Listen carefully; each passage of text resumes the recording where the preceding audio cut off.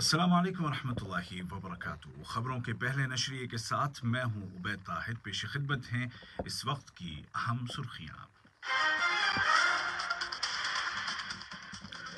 صاحب سمو امیر شیخ تمیم بن حمد آل ثانی کی موجودگی اور سرپرستی میں 15ویں ایجوکیشن ایکسلنس ڈے کی تقریب منعقد کی گئی۔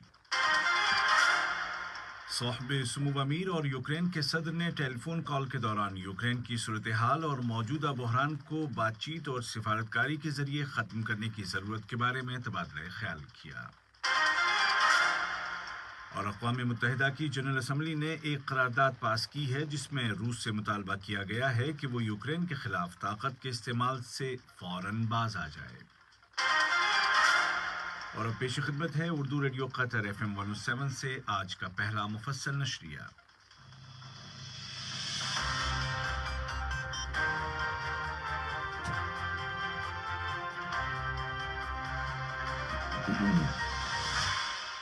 بسم اللہ الرحمن الرحیم۔ صاحب سمو امیر شیخ تمیم بن حمد آل ثانی کی موجودگی اور سرپرستی میں 15ویں ایجوکیشن ایکسلنس ڈے کا انعقاد کیا گیا۔ یہ تقریب دوحہ شیرٹن ہوٹل میں ہوئی۔ تقریب میں وزیر اعظم و وزیر داخلہ شیخ خالد بن خلیفہ بن عبدالعزیز آل ثانی، شورا کونسل کے اسپیکر جناب حسن بن عبداللہ الغانم، متعدد شیوخ اور وزراء اور اعلیٰ حکام اور نمایاں طلباء کے والدین نے شرکت کی۔ صاحب سمو امیر نے اس سال ایکسلنس ایوارڈ جیتنے والے 72 افراد کے نمائندوں کی عزت افزائی کی، جن میں ڈاکٹریٹ، پوسٹ گریجویشن، گریجویشن اور اسکول کے تینوں مرحلوں کے نمائندے شامل تھے۔ اس کے علاوہ نمایاں استاد، نمایاں اسکول اور نمایاں علمی ریسرچ پر بھی انعامات دیے گئے۔ تقریب کے موقع پر صاحب سمو امیر شیخ تمیم بن حمد آل ثانی نے تمام ایوارڈ یافتگان کے ساتھ ملاقات کی اور ان کی کامیابی پر خوشی کا اظہار کیا، بالخصوص ان طلباء کے ساتھ محبت کا اظہار کیا جنہوں نے ایک سے زیادہ بار یہ ایوارڈ حاصل کیا ہے۔ صاحب سمو امیر نے تمام ایوارڈ یافتگان کو ابھارا کہ وہ اپنی محنت یوں ہی جاری رکھیں تاکہ علمی، تعلیمی اور تحقیقی شعبوں میں وہ مزید آگے بڑھتے جائیں اور ملک کی تعمیر اور ترقی میں اپنا کردار ادا کریں۔ وزیر اعظم و وزیر داخلہ شیخ خالد بن خلیفہ بن عبدالعزیز آل ثانی، متعدد شیوخ اور وزراء اور ایجوکیشن سیکٹر کے اعلیٰ حکام بھی اس ملاقات میں موجود تھے۔ تقریب کے افتتاحی سیشن سے خطاب کرتے ہوئے وزیر برائے تربیت و تعلیم اور اعلیٰ تعلیم محترمہ بثینہ بنت علی الجبر النعیمی نے کہا کہ اس تقریب میں صاحب سمو امیر کی موجودگی اس بات کا ثبوت ہے کہ قطر میں انسان کی کتنی اہمیت ہے اور وطن کے نمایاں فرزندوں کی کس قدر ہمت افزائی کی جاتی ہے۔ تقریب کے اختتام پر تمام ایوارڈ یافتگان نے صاحب سمو امیر کا شکریہ ادا کیا اور یہ عہد کیا کہ وہ محنت اور اخلاص کے ساتھ اپنا تعلیمی اور تحقیقی سفر جاری رکھیں گے تاکہ احسن انداز میں وطن کی خدمت کر سکیں۔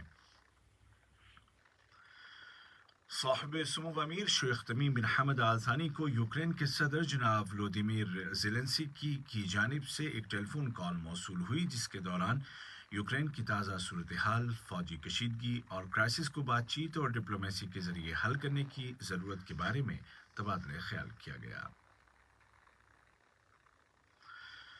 صاحب سمو امیر شیخ تمیم بن حمد آل ثانی کے ساتھ البحر پیلس میں واقع ان کے دفتر میں امریکی سینٹرل کمانڈ کے سربراہ جنرل کینتھ میکنزی نے ملاقات کی، جس کے دوران دونوں ملکوں کے درمیان قائم اسٹریٹجک تعلقات اور ان کو فروغ دینے کے ذرائع کے علاوہ خطے کے حالات پر بات چیت کی گئی۔ وزیر اعظم و وزیر داخلہ شیخ خالد بن خلیفہ بن عبدالعزیز آل ثانی کی صدارت میں کابینہ کا ہفتہ وار معمول کا اجلاس دیوان امیری میں بلایا گیا، جس کے آغاز میں کابینہ نے وزیر صحت ڈاکٹر حنان محمد الکواری کی جانب سے کورونا وائرس کے پھیلاؤ کو محدود کرنے کے متعلق تازہ رپورٹ سنی اور فیصلہ کیا کہ ملک میں اس حوالے سے نافذ احتیاطی تدابیر پر عمل درآمد جاری رکھا جائے گا۔ بعد ازاں کابینہ نے ایجنڈے پر درج دیگر موضوعات کا جائزہ لیا اور ان کے متعلق مناسب فیصلے صادر کیے۔ نائب وزیر اعظم و وزیر خارجہ شیخ محمد بن عبد الرحمن آل ثانی نے ایران کے وزیر خارجہ ڈاکٹر حسین امیر عبداللہیان کے ساتھ ٹیلی فون پر بات چیت کی، جس کے دوران دو طرفہ تعلقات، خطے کی صورتحال، ویانا مذاکرات اور مشترکہ دلچسپی کے دیگر امور پر تبادلہ خیال کیا گیا۔ قطر انرجی نے نامیبیا کی قومی پیٹرول کارپوریشن نامکور کی ذیلی کمپنی نامکور ایکسپلوریشن اینڈ پروڈکشن کے ساتھ باہمی تعاون کے متعلق ایک معاہدے پر دستخط کیے ہیں۔ اس معاہدے کے تحت دونوں کمپنیاں نامیبیا میں آئل ایکسپلوریشن اور پروڈکشن سیکٹر میں مشترکہ سرمایہ کاری کے حوالے سے مل کر کام کریں گی۔ قطر نے تونس کے دارالحکومت میں منعقدہ عرب وزرائے داخلہ کی کونسل کے 39ویں سیشن میں شرکت کی۔ اجلاس میں وزیر مملکت برائے امور کابینہ جناب محمد بن عبداللہ السلیطی نے قطری وفد کی قیادت کی۔ وفد میں وزارت داخلہ کے انڈر سیکریٹری اور لخویہ کے سربراہ جنرل عبدالعزیز بن فیصل آل ثانی اور وزارت داخلہ کے دیگر اعلیٰ افسران شامل ہیں۔ یہ خبریں آپ اردو ریڈیو قطر FM 107 سے سن رہے ہیں۔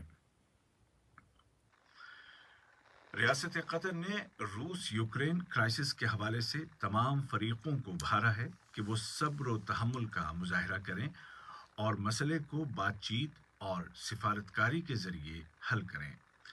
اقوام متحدہ میں قطر کی مستقل مندوب سفیر شیخہ علیہ احمد بن سیف آل ثانی نے اقوام متحدہ کی جنرل اسمبلی میں یوکرین کی صورتحال پر بلائے گئے غیر معمولی اجلاس سے خطاب کرتے ہوئے قطری موقف کی وضاحت کی۔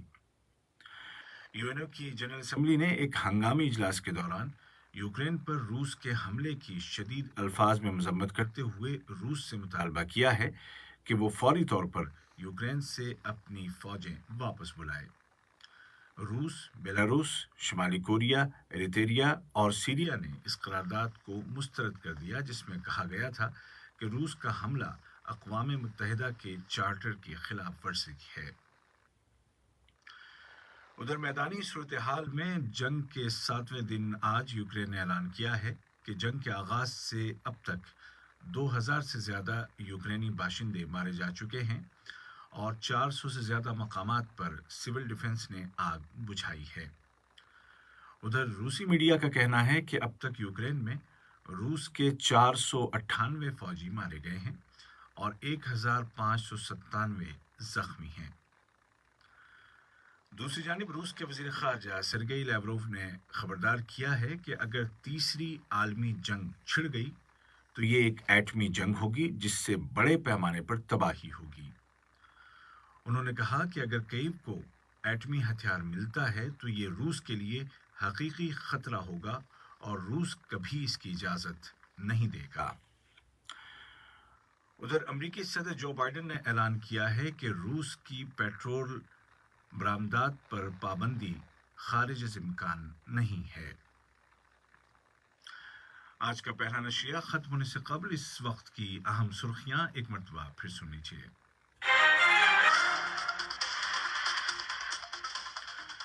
صاحب سمو امیر شیخ تمیم بن حمد آل ثانی کی موجودگی اور سرپرستی میں 15ویں ایجوکیشن ایکسلنس ڈے کی تقریب منعقد کی گئی۔ صاحب سمو امیر اور یوکرین کے صدر نے ٹیلی فون کال کے دوران یوکرین کی تازہ صورتحال اور موجودہ بحران کو بات چیت اور سفارتکاری کے ذریعے ختم کرنے کی ضرورت کے بارے میں تبادلہ خیال کیا۔ اقوام متحدہ کی جنرل اسمبلی نے ایک قرارداد پاس کی ہے جس میں روس سے مطالبہ کیا گیا ہے کہ وہ یوکرین کے خلاف طاقت کے استعمال سے فوراً باز آئے اور اپنی فوجیں واپس بلائے۔ اور امریکی صدر جو بائیڈن نے اعلان کیا ہے کہ روس کی پیٹرول برآمدات پر پابندی خارج از امکان نہیں ہے۔